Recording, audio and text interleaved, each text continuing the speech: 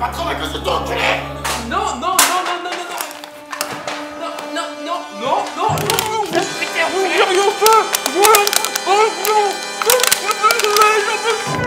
Putain, je vais péter ma patronne de pire à cause de l'enculé. Je vais pleurer, putain.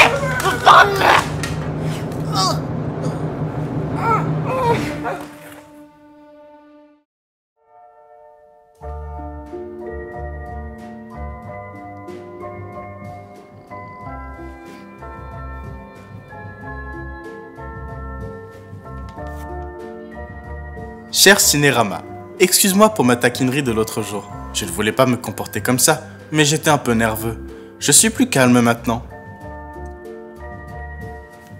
Je te donne ce DVD en guise de dédommagement. À bientôt. Ton ami, l'homme à la mallette. Parle-en sur ta chaîne. Je sais que tu vas lui rendre hommage.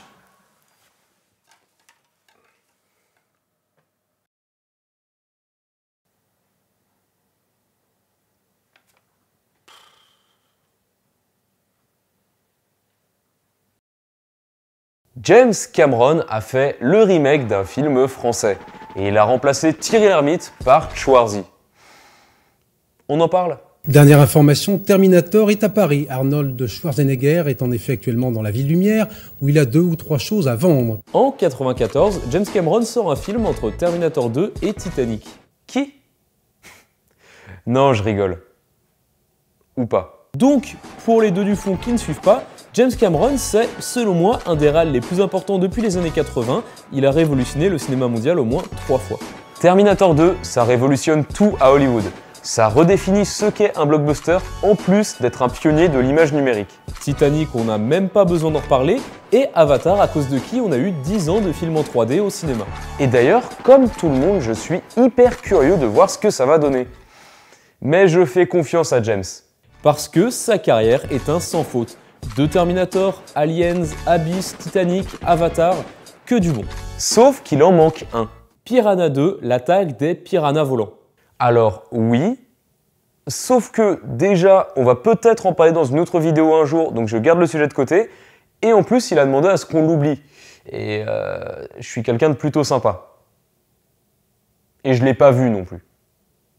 Je parle surtout du film de 94 qui donne son nom à la vidéo, True Lies. True Lies, c'est donc une comédie d'action où on suit Schwarzy en pleine forme, espion d'élite menant une double vie. Il fait exploser des trucs à la James Bond au travail, et à la maison, il fait croire à sa famille qu'il est représentant en informatique. Mais ces deux vies vont finir par se rencontrer. Et donc, ce blockbuster à 100 millions de budget est le remake d'un film français de Claude Zidi avec Thierry Lhermitte et Eddie Mitchell. Oui, ça n'a aucun sens. Bien sûr. Donc, La Totale de Claude Zidi sort en 91 et on y suit la même histoire, mais en moins bien. La recette du film, beaucoup d'action et une pincée d'humour pour une intrigue qui s'inspire de celle de La Totale, réalisée par Claude Zidi en 1992. Et donc, à quel moment ce mélange sans aucun sens se produit ? Eh ben, l'histoire en elle-même n'a aucun sens. Donc, un ami de Schwarzy regardait pépère un film de Claude Zidi, il le conseille à Schwarzy, qui aime le scénario, en parle à James Cameron pour en faire un remake. Et True Lies se pose comme une sorte de version définitive. Il répare les erreurs du film de Zidi. Surtout au niveau du scénario. Si on reprend le déroulé du film de Zidi, au début, Thierry Lhermitte se rend compte que son fils lui vole de l'argent. Alors il le fait suivre et il se rend compte qu'il sèche les cours pour danser le hip-hop. Il lui met un coup de pression et on n'en reparle plus jamais. Un truc d'alarme, ça. Un midi, gentleman, il arrive voir sa femme à son travail pour manger avec elle, lui faire plaisir, et elle est partie avec un certain Simon. Bon, il se dit que sa femme le trompe et du coup il la fait suivre. Alors, il se rend compte qu'elle flirte avec un vendeur de voitures d'occasion qui lui fait croire qu'il est un agent secret. Et du coup, notre espion arrive avec une escouade pour lui mettre un coup de pression, kidnapper sa femme, lui faire passer un interrogatoire derrière une vitre teintée et lui faire croire qu'elle va travailler en tant qu'espionne. Ils vont lui donner une mission, aller dans une chambre d'hôtel et se faire passer pour une prostituée, sauf que c'est lui qui l'attend dans la chambre, mais des terroristes arrivent, les deux vont se faire enlever et ils vont devoir déjouer un attentat. Les deux films ont des structures narratives très similaires, sauf que chez Zidi, tout est plus rapide. Tout est plus rapide parce qu'il dure 50 minutes de moins. Ça aide pas. Par exemple, l'intrigue du fils dans le film de Zidi est complètement inconséquente.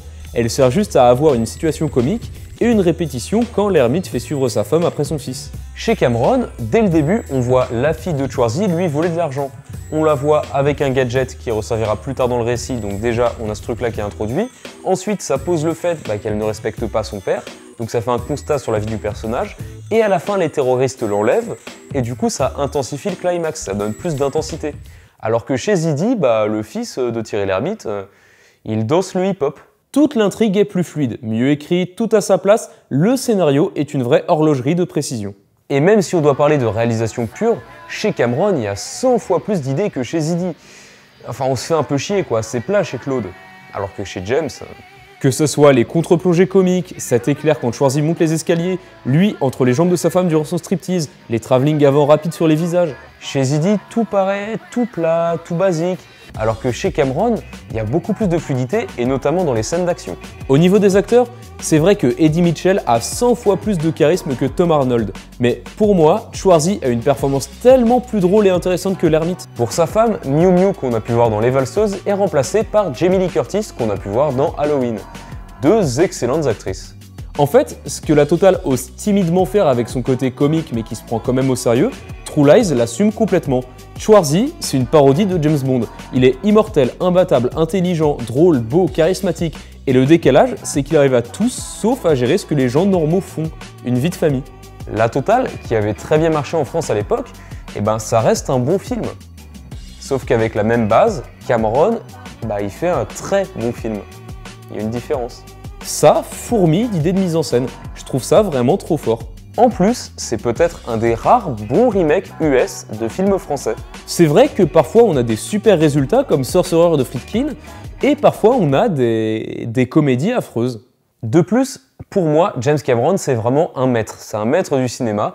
Il a fait un sans faute durant toute sa carrière. Tous ses films sont des réussites, et j'espère du plus profond du cœur que les 13 ans de pause qu'il a pris pour élaborer les 4 suites d'Avatar n'auront pas été vaines, et j'espère qu'il va révolutionner encore une fois le cinéma. N'hésitez pas à mettre un gros pouce bleu si vous avez aimé la vidéo, à me dire en commentaire ce que vous en avez pensé.